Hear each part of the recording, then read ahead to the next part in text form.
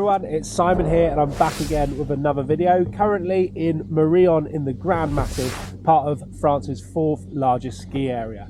If you've been watching my content over the last few weeks, you will have known that I've spent a bit of time here, and today I want to tell you just what it's like to ski at Morillon Ski Resort.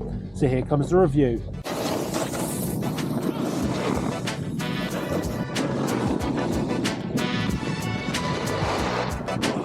Skiing and snowboarding in Morillon should offer you 1,000 meters of vertical drop.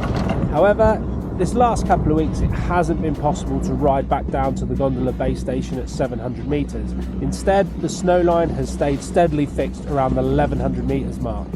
That's meant about 600 meters of vertical drop, because this lift takes you to Morillon's highest point, 1750.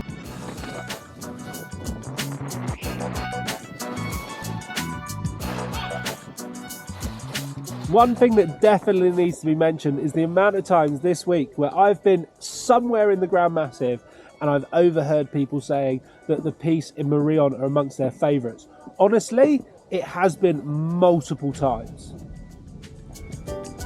There is nothing overly challenging about the terrain here in Morillon, with the majority of the 45 kilometres apiece in the local area being blue or red graded terrain. If you were looking for more, obviously you've got the rest of the Grand Massif to explore. However, if you're looking for wide, open, quiet piste, Morillon might just be the resort for you.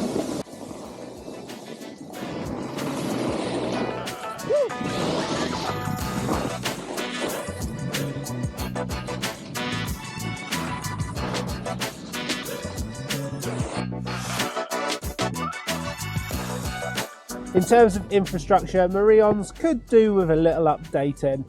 The gondola takes you from 700 meters down in the lower village up to 1,100 meters at Les Azurs, and within the ski area there are 5 chairlifts if you include Calouvrier, which heads over to nearby Samois. In addition, there is a drag lift and the magic carpet, which works in the beginners area. But if you are going to be skiing in Morillon, get used to the idea of moving slowly on lifts like this one.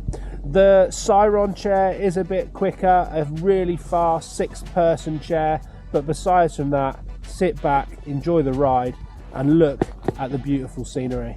Here in Morillon, there is no need to take a drag lift if you don't want to. The chairlift will get you to the exact same place, and that's probably a good thing, because this one starts with a little bit of a kick. However, when the terrain park is built here and there is normally a fun family park, this drag lift just runs alongside it, so it does make a lot of sense. However, at the moment, just use the chairs.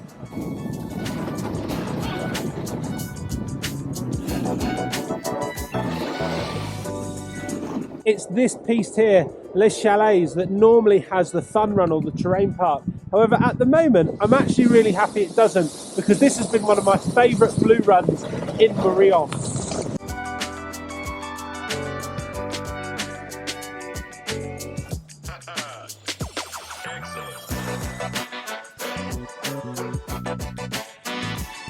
If you are worried that staying lower in the Grand Massif, maybe down in the village of Morillon 700, is going to affect you from scoring those fresh tracks on a powder day, don't be. Morillon still gets snow, and above 1,100 meters this year, some of the powder days here have been fantastic. Just check this video on screen. Bearing that in mind though, you've got to remember, Morillon is a little bit quieter than the other resorts here. That means that when it does snow, and it snows well, those freshies are less contested than they would be in the nearby resorts. If you are a never ever learning to ski or snowboard for the first time, I would recommend that you go to Samois. The beginners area there is just that little bit more snowshore, making it a little bit more reliable. However, if you've got the skills about you to already get around the mountain, then Morillon is brilliant for beginners, including this run, Marvel, one of my favourites. It's a 7-kilometre long green run that runs through the trees. Beautiful.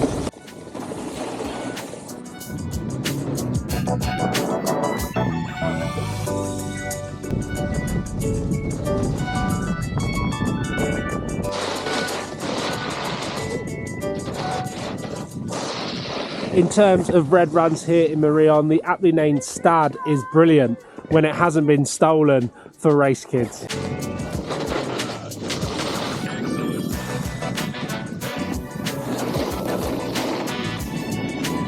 Let's talk about a couple of the negatives of staying here in Morillon. Now, Morillon forms part of the Grand Massif. It's only 45 kilometres out of a huge 265 kilometre ski area. And the largest part of that ski area is the resort of Flaine. Now, Flaine is the premier flagship resort and it's your most snowshore destination. Obviously, staying there comes at a cost. It is really easy in terms of getting between Morillon and Flaine. However, you do have to factor in it is going to take you time to get there and time to get back. At the moment, because the Calouvrier is closed, to get from Morillon to Flaine, you're having to go from the top of Siron to Grand, to Tête de Sais, to Vernon, and then down into Flaine. Now, for some people, that will put you off. For me, it's okay. It's just part of the ski journey of going somewhere. Another negative is snow, and this really is going to come down to your, I guess, perception and your tolerance. I've had a fantastic time here in Morillon, and the snow has been fine above the 1100 metre mark. There have been days where actually the bottom of Marvel has not been skiable. You could get maybe 100 metres from the lift and then you had to unstrap and walk across. For me, that really hasn't been a problem, but I can understand 100% why it would be a problem for other people. In terms of me having a good time here, the snow hasn't put me off at all because I've been able to get up high and across into the other Grand Massif ski resorts. If your plan is just to ski in Morillon, then you really have to consider the time of year that you're coming. This is an early season trip.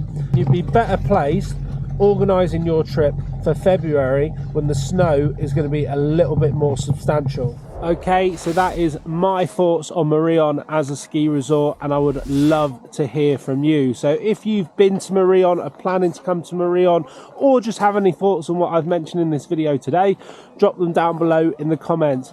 As always, if you are still here to the end, I thank you so much for watching, and I'll be back next week with another video.